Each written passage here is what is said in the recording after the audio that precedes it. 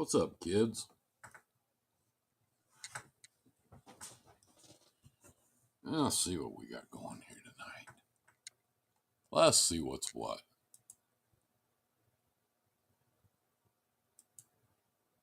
Let's see if everybody's hanging around. Yeah, what's up? I got to do one more thing. Just one more thing.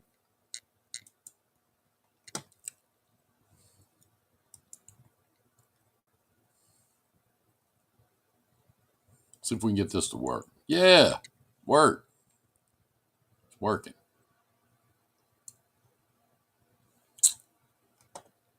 God, man, everything's working.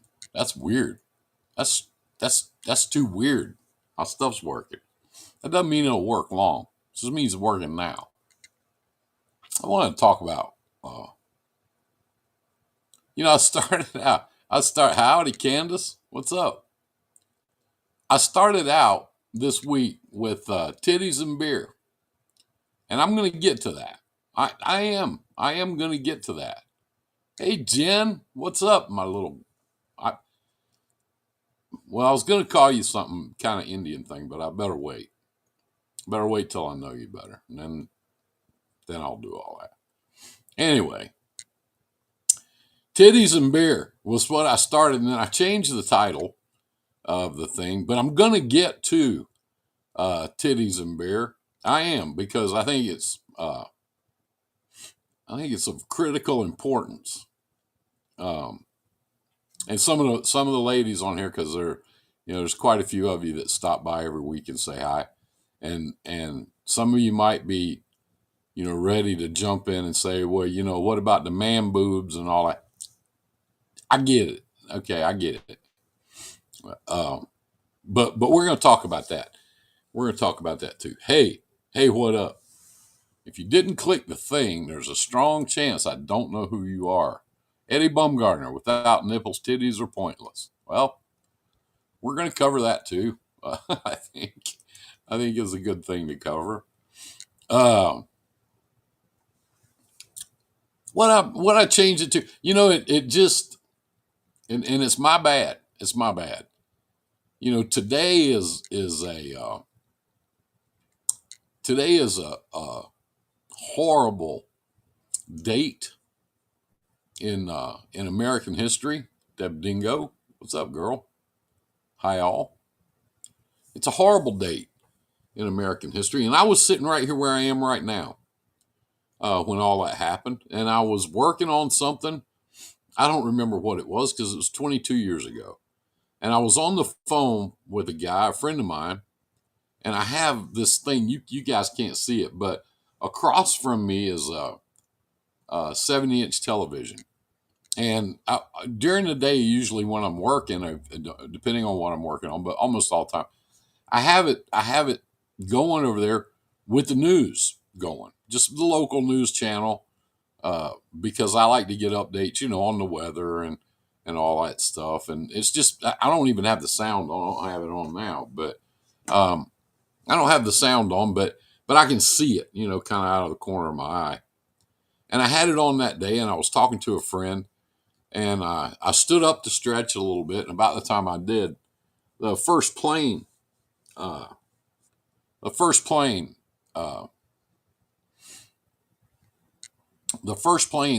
hit the Trade Center. Yesterday was a horrible day. Today's date is great. We stood as American United. That's what I wanted to talk about. But I stood up to stretch a little bit or whatever, and the first plane hit the Gordon Parsons. What's up, man? The first plane hit the Trade Center, and at first glance, they popped it on TV. Nobody knew what was going on. And what it looked like was that, at the very beginning, what it looked like was a small plane had made a big mistake and went off course and hit the World Trade Center.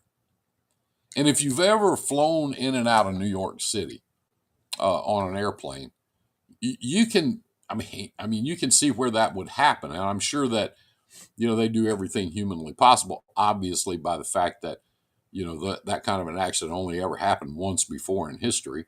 But flying through there, you can see where a small plane you know, could make a mistake, or worse yet, you know, do it on purpose for whatever reason. But when the first plane hit the trade center, they didn't really know what happened. Nobody really knew what happened, and I just thought it was an accident. And I was talking to my friend, and I said, "Holy shit!" I said, "An airplane just hit the World Trade Center." He said, "What?" I said, "Yeah, turn on your TV. Turn on the TV." By the time he got his TV turned on, the second plane hit, and we knew that it wasn't an accident, it wasn't a mistake, and we knew that there was something going on that we had never seen before, and the world stopped. Any planes that were in the air had to land, and back then, we were doing a lot of government contracting, and we were doing planes and boats and stuff like that, charters. And we started getting phone calls that day, about what we were going to do. And we couldn't put any planes in the air. Nobody could. And the world just stopped as we know it. It just paralyzed the country. And the next day, most of I live in Nashville. Hey, Michelle, what's up? The next day,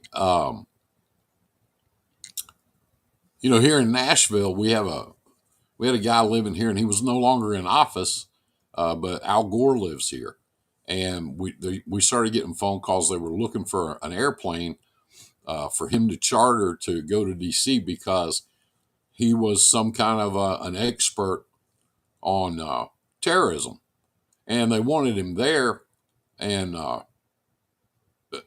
to pick his brain. Hey, Betty, what's up? What's up? They wanted him there to help, to participate, even though he was no longer in office. He was considered an expert, so they wanted him there. And it was kind of hard to find an airplane. So we didn't find one. Somebody else did, or he did, or the government did, or whatever. But he chartered an airplane the next day out of Nashville, and he was one of the very few airplanes that were allowed to take off. And when he got within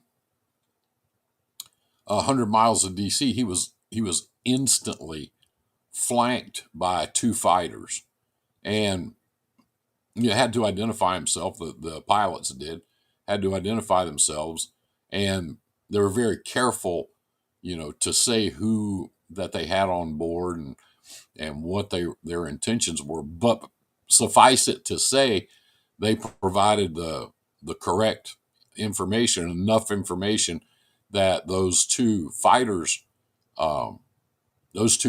escorted that airplane into Andrews Air Force Base.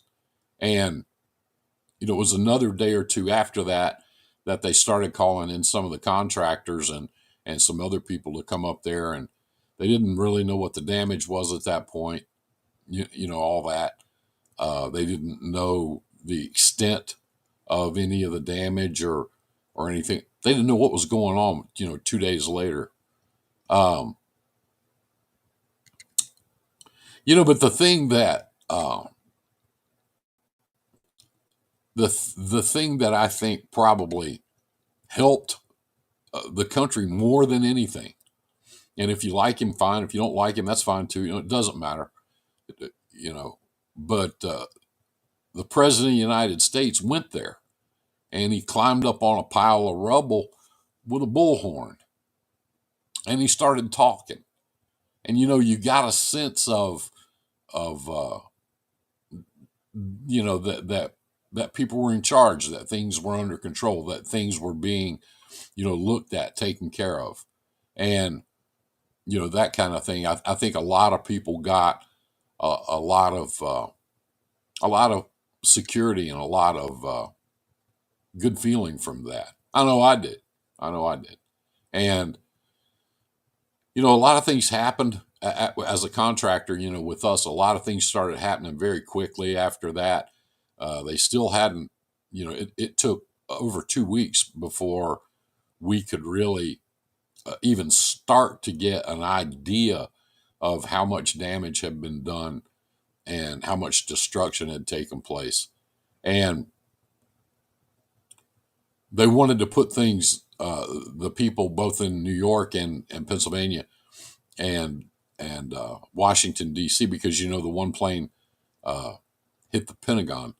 And they wanted to put things into motion very, very quickly to get everything locked down and secured. And to be honest, they wanted to get commercial airplanes back in the air. It was shutting down the country. It was shutting down, industry. It was shutting down healthcare. It was shutting down, just the things that keep this country going. But during all that,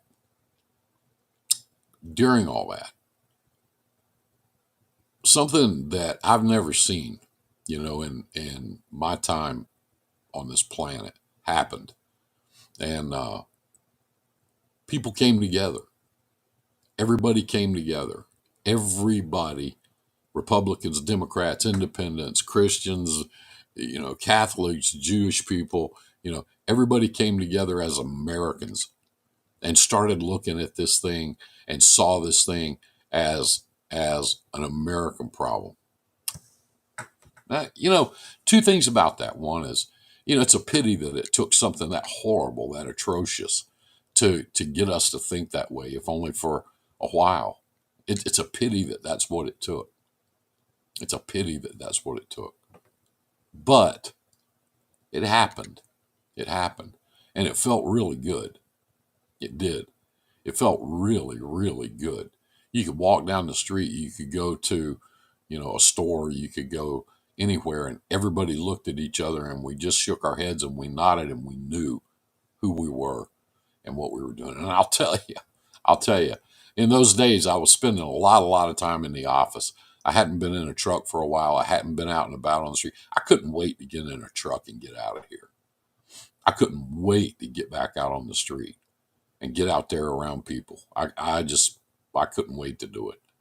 And I had to get out there and get around and move around. But since then, 22 years, since then, people have spent billions and billions and billions of dollars separating us, keeping us apart. And you can't disagree with somebody anymore. You have to hate them. You can't just say, yeah, you know what? I just don't really think that way. You can't say that anymore, because if you don't think that way, you're a bad guy. You're a bad guy. I'm going to tell you something. That's not who we are. And if you were around and you were wide awake on 9/11, 2001, you know what I'm talking about. You know what I'm talking about. You know what I'm talking about. These people,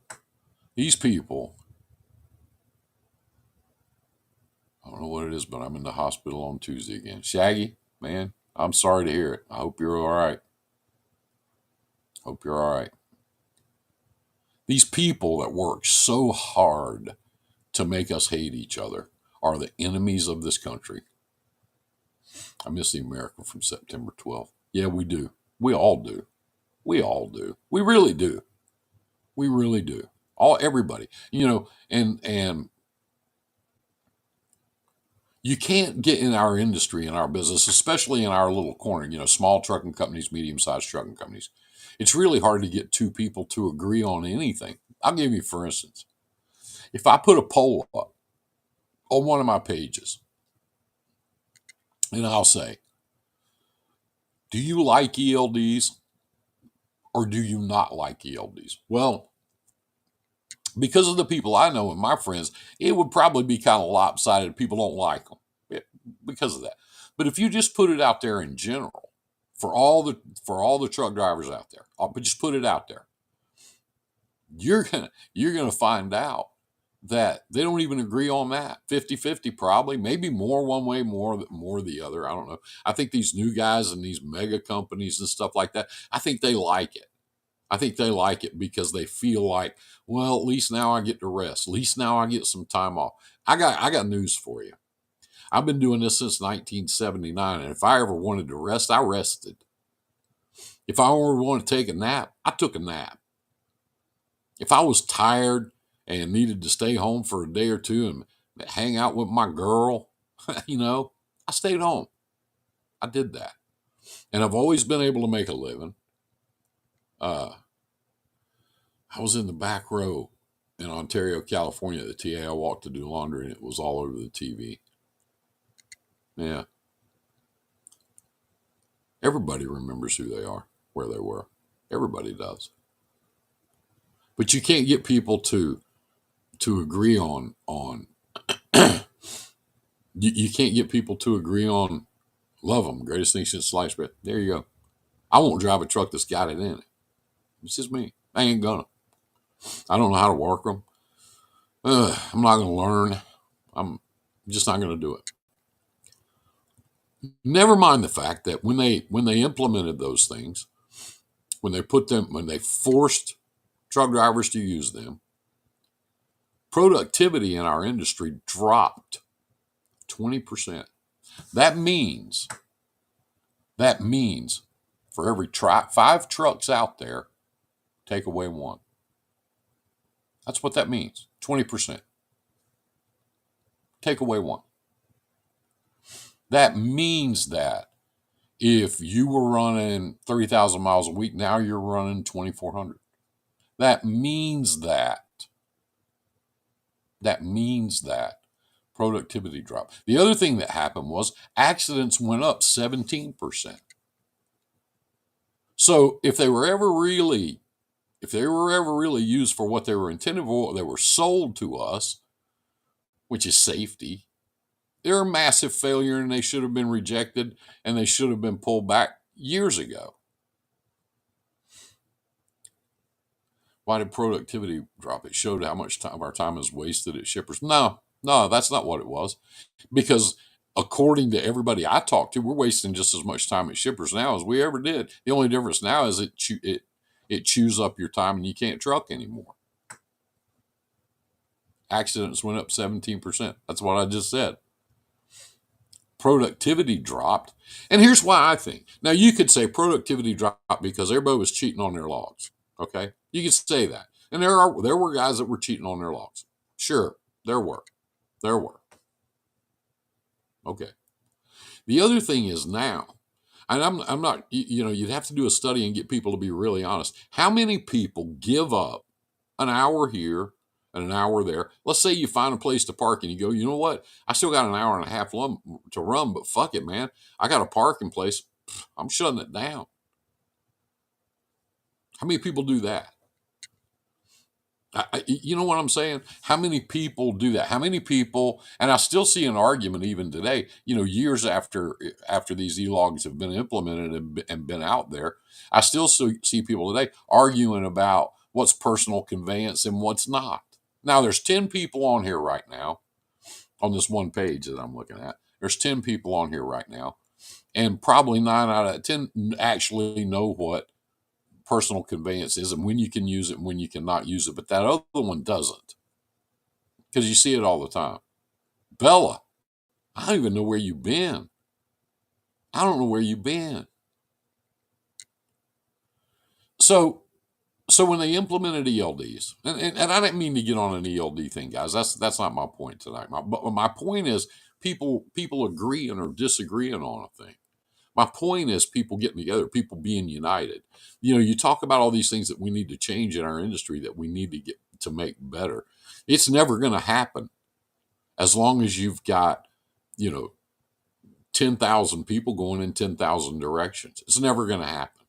It's never going to happen unless we get together. And what's that going to take? Something catastrophic to happen? Something that that we don't have any control over to happen? Because if you ask me, that's happening now. I see so many people going out of business, and I bitch about it. Shaggy bitches about it. All my friends bitch about it. Well, I don't know what they're doing. Well, they ought to know what they're doing. Well, they ought to do this. Well, they ought to do. I see it. I get it. I understand it. But a lot of people out there, a lot of people that have been doing this for 30 years are going under right now. And to me, To me, that's catastrophic. And when you see this many people that have been in this business for this long and they're in this much pain and they're hurting this much, that's catastrophic. That's time to make some changes. But you're never going to get people to come together and do that. It's been tried a couple of times. I knew some of the guys, and some of them very well and some of them not so well, but I knew some of the guys that started the convoy a couple years ago. And they saw the Canadians do it, and they saw that the Canadians united and came together and actually did some things and actually accomplished some things. And it gave them, an inspiration and incentive to get together and do it. And they started it, and it was building. And then the wheels came off. I don't mean that literally, obviously, but the wheels came off. Well, why is that? I think I have an answer to that, or at least my answer. Now, as is always the case, anything I say on here is just my opinion and nobody else's. I only speak for myself. I only ever do. And if you should fact check me on anything you want to, I fully welcome that. But what I saw happen to that convoy was they started dividing again. Instead of all of them getting together and saying, wait a minute, this isn't about politics. This is about freedom. This isn't about Donald Trump versus Joe Biden. This is about truck drivers. This is about the transportation industry. But they turned it into another divisive thing. And some of those guys are still doing it. I'm so tired of it. When I turn it on and I see the same bullshit and the same guys using these little catchphrases, unfortunately, we can't all agree on the price of free coffee. Ah, damn, Deb. I miss you. You need to come back to Nashville. Anyway, that's arguing and fighting, finding something to be mad about, finding something to argue about. And we had a chance there for a little bit. All politicians are the same period. I agree 100%. 100%. We need to clear the deck. But anyway, I digress. We had a chance to come together. We had a chance to put some things online. And the guys that were kind of sort of driving the train, let it go, the other way. A guy came to my house one day. I needed a plumber. And then usually shit like that, I just do it. I'll figure it out. Flood some shit. Fuck it up. But I'll figure it out. I needed a plumber. I couldn't figure it out. Didn't have the right tools. Didn't know what I was doing. So I called a plumber, and this guy shows up in my front yard, and I was outside doing something. Here's the guy pulls in. And he had all these political stickers all over his truck. His company name, even his name, and all this stuff. And all these stickers. And they were hard. They were hardcore shit. Hardcore. It was none of this, go buddy, go. None of that. It was all hardcore. Somebody should hang this, Guy pulled up in my yard, and I walked out there and I said, can I help you? And he said, yeah, somebody called a plumber. I said, yeah, everything's okay. Everything's fine. And he goes, well, you need a plumber? And I said, nah, I took care of it. But listen, I know you came out here. I appreciate you coming out here and going to trouble. If I owe you a service call, I'm happy to pay you. Happy to pay you for your time. No, I ain't do nothing. I ain't going to charge you for it. And I said, well, I appreciate that. And he stood there for a second. And he looked around at me and he said, something bugging you? And I said, yep, but we're just going to leave it there. Just thank you for coming. I appreciate it. What kind of person running a business in this day and age with the country divided damn near right down the middle? What kind of guy does that shit?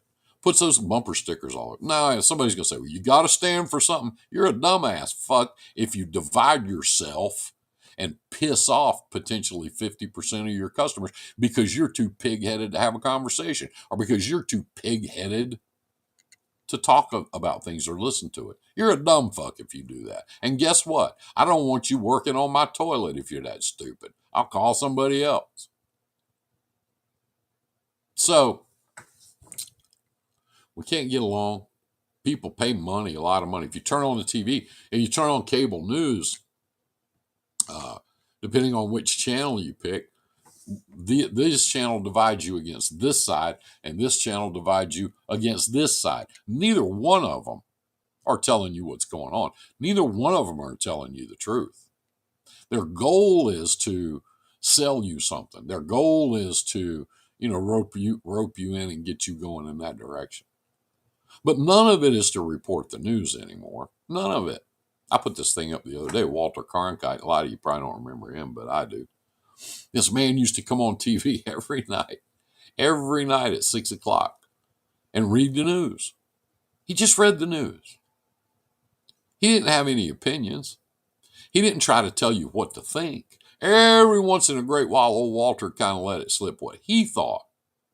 Or you could see it in his face sometimes. But he wasn't there to sell you an agenda. He wasn't there to get you to join his team. He just read the news. And then at the end of it, he said, that's the way it was. December 28th, 1972. And he left. Now, you can watch the President of the United States on TV for an hour, make a speech, and if you don't get up and go smoke a cigarette, or if you don't have to go pee, you can sit there for 1 hour and watch the President of the United States make a speech. Up to now, everyone I've seen, and I've seen most of them because I pay attention to shit like that. I always have. I'm kind of a nerd that way. They all speak English. You can understand what they're saying. You get it and you understand it. Okay? And then when it's over now, all these news channels pop over and they got 5 or 6 dickheads sitting around a table going, well, we've got the panel there together. And after these messages, we're going to come back. And the president spoke for 1 hour and 4 minutes. And that's a lot to unpack. That's the new word, unpack. We're going to unpack that for you. Dickhead, I don't need you to unpack shit for me. I speak perfect English and I heard what the man said. Heard it myself. Heard it. I don't need for you to interpret it or put the spin on it or put the twist on it. I heard what he said. I was sitting here the whole time. We got a mess here. We got a mess here because a lot of people don't believe it because they don't want to. They don't want to. People don't want to be informed. They want to be told they're right. Yeah. Yeah. And yeah, they want people to confirm what they hate or confirm what they like or whatever it is. Yeah, they do that. But they don't want to hear the truth. They don't want to hear, any of that stuff. They just want to hear, hell yeah. And people are mad. The President of the United States right now, and it happens to be Joe Biden, okay? He's got an approval rating somewhere around 35 or 40%. And, it goes back and forth all the time during the day. Trump, when he was in office, he was around 35 or 40%, right in there, 40%. And then before that, Obama, he hung around 40%, stuff like that. But the Congress, that's the Senate and the Congress. The Senate and the Congress combined have an approval rating of 12%. What that means is that party loyalty and affiliation will, if you're the president, will get you something, whatever it is, some kind of approval. But the American people are sitting out there looking at Congress and looking at the Senate, and they're pissed off, and they don't like it. They don't like it. And I got news for you. If you don't have $1 million, $10 million, you can't even run for Congress. You can't even do it. If some big donor doesn't support you and give you money, you can't even run for Congress. It's about triple that if you want to run for the Senate. It's $1 billion if you want to run for president. Right now, the Democratic National Committee has $5 billion in the bank for this next election. I don't know what the Republicans have. I just looked that up today because I wanted to talk about it tonight. They got $5 billion waiting to be spent on TV ads and radio ads and social media. That's a big thing now. Social media ads, to get you to go their way. I don't think you're going to hear the truth a whole lot, but you're going to get a lot of shit. You're going to hear a lot of shit. People need to get past this. People need to grow up. People need to stand in the middle of a field and shake hands. And if you don't agree with anything, that's okay. That's okay. That's fine. You know, if you find things that you don't agree on, that's fine. That's still an American standing there. It is. That's still an American. You're going to have disagreements. This country was founded on it. If we were all sheep, it'd be a boring ass place, wouldn't it? But you're going to have disagreements. But instead of hating each other, talk about it or don't. Say, you know what? Here's one. Here's one. Abortion. Okay. People have very, very, very strong feelings about that. Most of the time, you're not going to change somebody's mind about it ever. Well, guess what? That's one thing. And to a lot of people, it's a critically important thing. I get it. I understand it. But you know what? There's 10 other things that you can agree on. There's 10 other things that affect all of us that we can all agree on. So why don't we just say, okay, on this thing we don't agree, but on the rest of it we do, and we need to move in those ways. So that said, I'm going to say this. I'm going to say some things that every truck driver can agree on, whether you like Trump or Biden. Here's some things that we can agree on. Number one, we are overregulated all to shit. We are being overregulated and run out of business by people that don't have a fucking clue what we do for a living. And you know what? I bet 90% of the truck drivers out there would agree with that. We are being over-regulated. All to shit. I used to love to go to California because I like the weather out there, and I had some friends out there, and it was a lot of fun. You know, I used to love it. I can't even operate out there anymore. Their laws are so strict. My truck's too old and their fuel's too high. And goddamn them, I'm not going to go out there in the middle of the desert, in the middle of the night when nobody's around and run 55 just because you say I have to. I can't go anymore. I can't go out there anymore. I like taco trucks. Yeah. But that's something we can all agree on, isn't it? We're being overregulated to death. We're being overregulated and put out of business to death. And these people in Washington, and I'll use ELDs again for another example.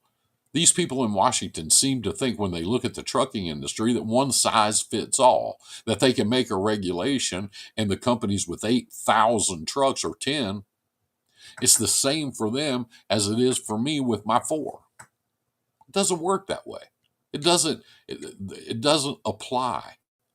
It doesn't work that way. It's different. I do a different type of work. I do work they won't do. I do work they can't do. I do shit they can't find their ass with both hands. They can't do it. So all those laws that apply to them, a lot of them don't apply to me. And they shouldn't, because it's not that way. Can we agree then that we're being overregulated? 1, 2. That one size does not fit all, at least not in every case. That one size does not fit all. And can we agree that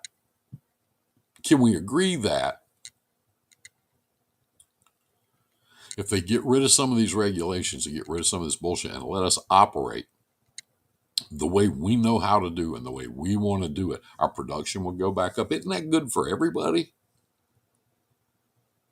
Isn't that good for the whole country if our production goes back up?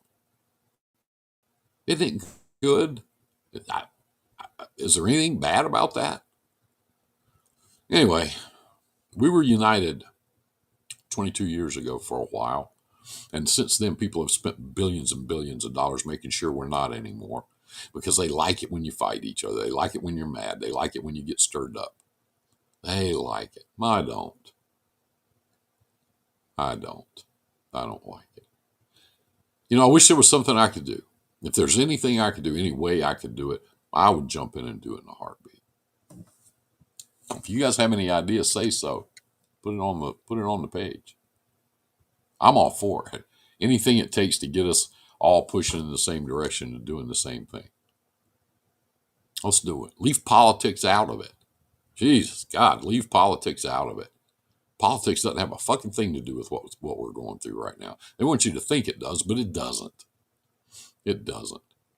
The last 5 administrations have regulated us to death. That's Democrats and Republicans. And nobody, not one of them, has done a fucking thing to make it better on either side. Now, if you want to, gag at gnats and swallow them, well, this one did that. You go ahead, you dumb fuck. But I'm going to tell you something right now. Neither one of them made our industry any better. Ever. None of them. They don't even know who we are. They should, but they don't. That's my speech for tonight. That was my theme. We were together. We were a country. That made me feel really good. I mean, it really did. It made me feel really, really proud. And I wish we could get that back, especially in our industry, especially in this business. I wish we could get that back. So now, I said I'd get to it.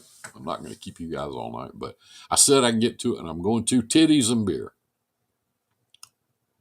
Since we last spoke, since we last got together, we lost Jimmy Buffett.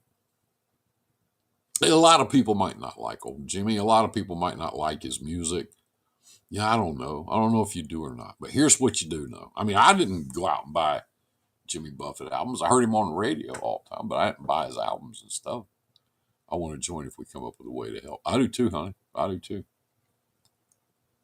We lost Jimmy Buffett. But here's what Jimmy Buffett did do for a long, long, long, long time. He made songs that made people happy. He did. He did. He did.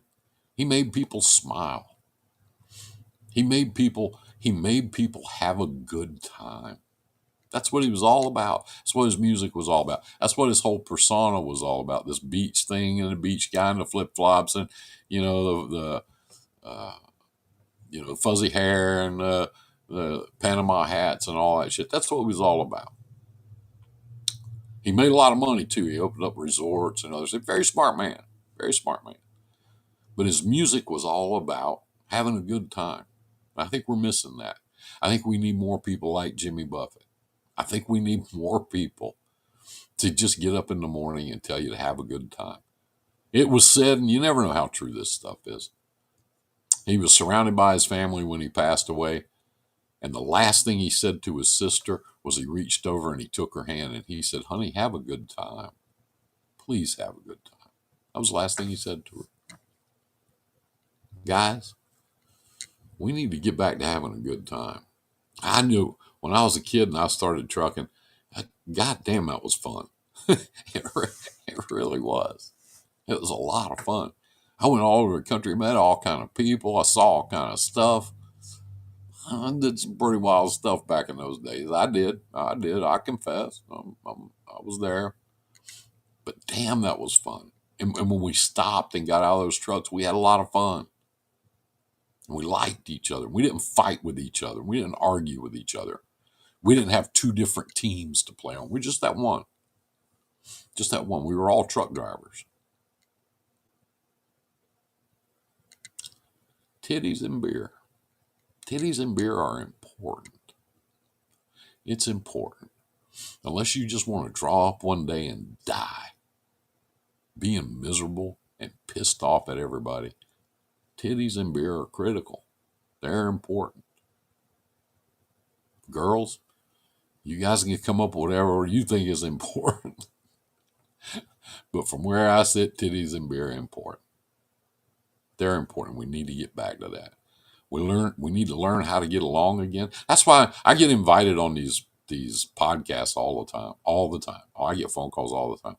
We want you to come on here and get on our. I don't want to be on your fucking podcast.